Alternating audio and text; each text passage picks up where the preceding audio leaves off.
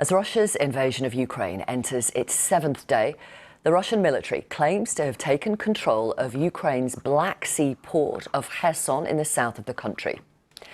If confirmed, it would be the biggest Ukrainian city to fall to Russia since fighting began. Kherson's governor says, yes, his city's surrounded, but the mayor insists we are still Ukraine. In the northeast of the country, close to the Russian border, paratroopers have landed in Ukraine's second biggest city, Kharkiv, population of about 1.5 million. The mayor says at least 21 people have been killed and more than 100 injured in shelling. But reports say there has been little movement by that 40-mile-long convoy of Russian armoured vehicles north of the capital. Yesterday, 5 people died after Russia attacked a TV tower in Kyiv. President Biden has used his first State of the Union address to call President Putin a dictator and to describe the invasion of Ukraine as premeditated and totally unprovoked.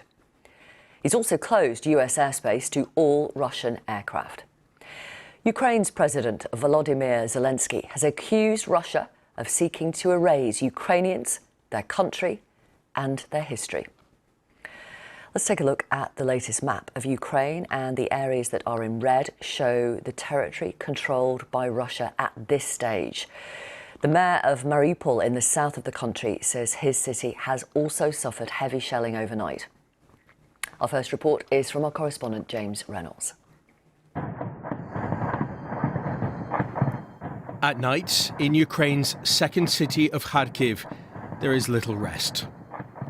Reports this morning say that Russian paratroopers have landed in the city as part of an aerial assault. These strikes follow this missile blast outside a government building early yesterday morning. In Kharkiv now, the simple act of going outside has become a risk. Russia's offensive reaches deep into Ukraine. These are pictures of what's claimed to be a Russian airstrike on the Ukrainian city of Zhytomyr. That's 80 miles west of the capital, Kiev. Rescuers search for survivors. In Kiev, 5 people were killed when the main TV and radio tower was hit. Russia has warned that it's preparing to go after further targets.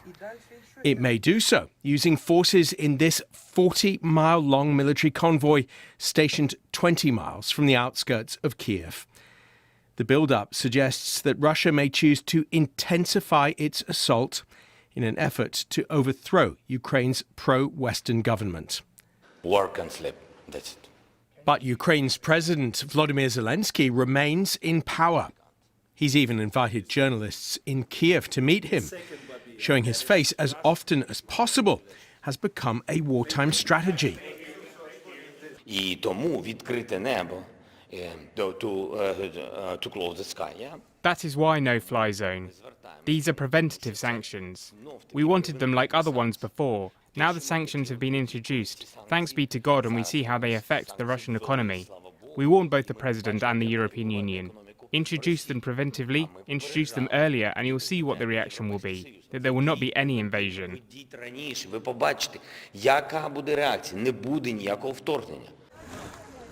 Millions of Ukrainians now face the hardest of choices: stay or leave.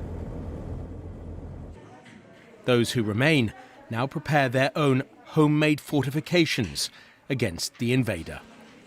James Reynolds, BBC News.